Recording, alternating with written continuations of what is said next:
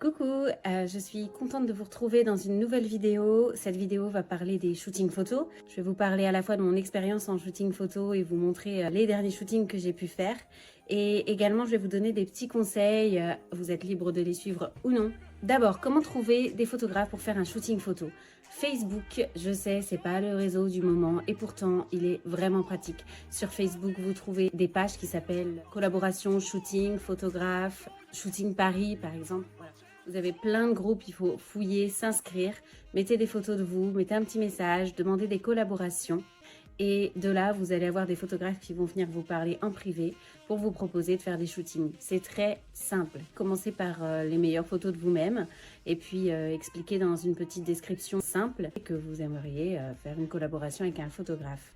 Vous pouvez faire des shootings photos sans payer le photographe. Alors attention, effectivement, il y a des photographes qui ont besoin de rémunération, c'est normal, c'est leur travail. Quand on demande une collaboration, ça signifie que le photographe ne vous paye pas en tant que modèle et que vous ne payez pas le photographe en retour. Une fois que vous avez trouvé votre photographe, dans une conversation privée, vous vous mettez d'accord sur le style de photo, sur la tenue à avoir, sur certaines poses peut-être, sur le lieu et l'heure. Si vous n'êtes pas à l'aise en shooting photo, si vous débutez, je vous conseille de regarder sur Pinterest. Pour moi, Pinterest, c'est la Bible vraiment des shootings photos. Vous regardez des poses, vous vous inspirez, vous capturez. Et n'hésitez pas à envoyer les tenues, le rendu lumière, certains styles de photos ou certaines poses à votre photographe parce que plus vous aurez le même visuel, la même idée en tête, plus vous serez satisfait l'un l'autre du résultat du shooting photo. Vous pouvez aussi demander à votre photographe la manière dont il travaille. Est-ce qu'il veut vous guider lors du shooting photo? Est-ce qu'il vous laisse libre choix sur les poses? Ou bien vous le découvrez le jour même. En général, ça se fait de manière assez naturelle. Important, si vous avez le moindre doute sur la fiabilité de votre photographe, n'hésitez pas à demander de venir accompagner. Si votre photographe refuse que vous veniez accompagner, vous supprimez ce shooting photo, vous ne faites pas ce shooting photo parce que c'est pas normal qu'un photographe refuse qu'il y ait un accompagnement. C'est une manière de s'assurer une sécurité. Pour un premier photographe, on favorise un shooting en extérieur avant de le connaître. Après, il y a des shootings photos en studio qui se passent très bien. Vous pouvez y aller accompagner ou non. C'est aussi au feeling. Vous regardez bien son réseau. Vous regardez les commentaires sous ses photos. Voilà, vous prenez plein de petits indices sur le photographe sur Internet. Pour se préparer à un shooting photo, comptez à peu près 2 heures avant votre shooting. Je parle de 2 heures de préparation. Alors là, c'est large, c'est si vous mettez 1 heure sur vos cheveux et 1 heure sur votre maquillage. Je ferai une autre vidéo sur le make-up, voir les petites astuces que j'ai pour me maquiller pour un shooting photo. Et selon le shooting, si on est en extérieur, en studio, le maquillage va varier. Moi, je vais mettre maintenant 1 heure de préparation en tout. Parce que pour mes cheveux, j'ai trouvé un truc révolutionnaire où je mets un collant sur ma tête et j'enroule mes cheveux autour, je dors avec et ça me fait un wavy assez naturel et ben ça m'évite d'abîmer les cheveux parce que plus vous allez faire des shootings, plus vous allez abîmer vos cheveux si vous utilisez des appareils chauffants. Mettez bien un protecteur d'ailleurs sur vos appareils et prenez les bons shampoings. Pour un shooting photo, en général, si c'est en extérieur ou en studio d'ailleurs, prévoyez au moins 3 tenues différentes. Exploitez au maximum votre shooting photo et votre temps passé au shooting photo en faisant des styles de tenues différents. Le jour du shooting photo, faites confiance à votre photographe s'il vous guide vers des poses.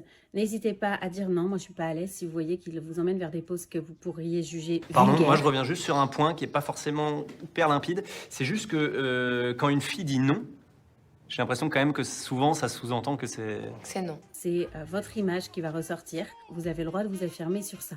Ah, faut bien... ouais, c'est pas si simple, faut bien choper le truc, hein. Après le shooting, il faudra être patient. Les photographes ne vous donnent pas en général le shooting photo 2 jours après, 3 jours après. Des fois, c'est 1 semaine, 2 semaines, 3 semaines. Il faut savoir que un photographe professionnel, même s'il a fait une collaboration avec vous, à côté, il y a d'autres personnes qu'il fait payer. C'est sa rentrée d'argent, c'est son métier. Normalement, il va donner la priorité aux clients pour le rendu de leur shooting photo. Il va traiter leurs photos en priorité. Apprenez aussi à gérer votre frustration, c'est pas facile parce que dans les photos que le photographe va vous envoyer, certaines photos, beaucoup de photos ne vont pas vous plaire. Vous n'allez pas aimer votre tête, vous n'allez pas aimer votre regard, vous n'allez pas comprendre pourquoi le photographe a choisi cette photo ou qu'il vous dit « Ah, j'adore !» Des fois, c'est pas facile de pas vexer un photographe. Il faut garder en tête qu'on n'a pas la même représentation de la beauté, on n'a pas la même vision, on n'a pas le même regard sur un rendu. Quelque chose qui va plaire à un photographe, à votre mère, à vos amis, ne va pas forcément vous plaire et inversement.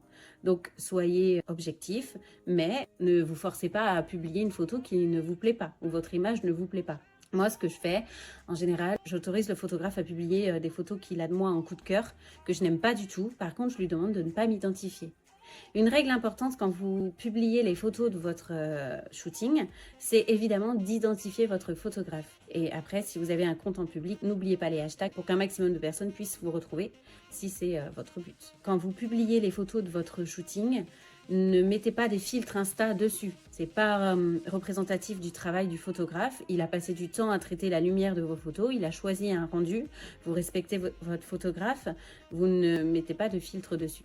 Voilà, et maintenant je vous laisse avec mes shootings photos en aperçu. J'ai fait un shooting avec un photographe anglais, donc je suis pas très bonne en anglais, j'y travaille. Et c'était compliqué pour moi la communication, mais c'était une super belle expérience. On a été shooté au Louvre. J'ai adoré tout de suite son travail, autant dans les photos que les vidéos. On a shooté aussi dans une petite impasse et c'était trop bien. J'ai vraiment trop aimé le rendu. J'avais l'impression d'être une princesse avec ma petite broche, mes petites boucles, ma jolie robe. Voilà, donc nous on a fait que 2 tenues, mais j'en suis amplement satisfaite. Et puis vous voyez, dans le shooting au Louvre, j'ai shooté des fois avec juste ma combinaison blanche, d'autres fois trench rouge. Voilà, vous pouvez varier aussi avec les accessoires pour changer tout de suite le rendu de votre photo. Et pour l'anecdote, en fait, j'ai un ami du photographe anglais qui passait par là et qui m'a photographiée. Donc j'ai été photographiée à mon insu, j'étais en train de poser pour le photographe anglais, qui était par exemple là sur le côté. Et en face, il y a l'autre ami qui m'a photographiée sans que je m'en aperçoive.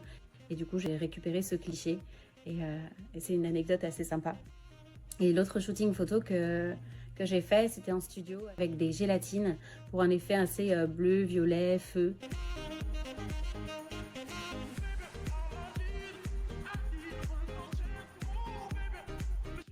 Et j'adore ce rendu et c'était vraiment chouette.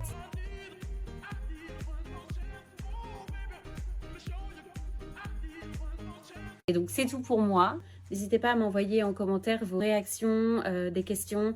Venez me parler sur mon Insta, Nora-Insta-Off, où je pourrai répondre à vos interrogations et vous donner des conseils si nécessaire, ou juste me donner votre retour sur cette vidéo. Et je vous dis à bientôt. Bye bye.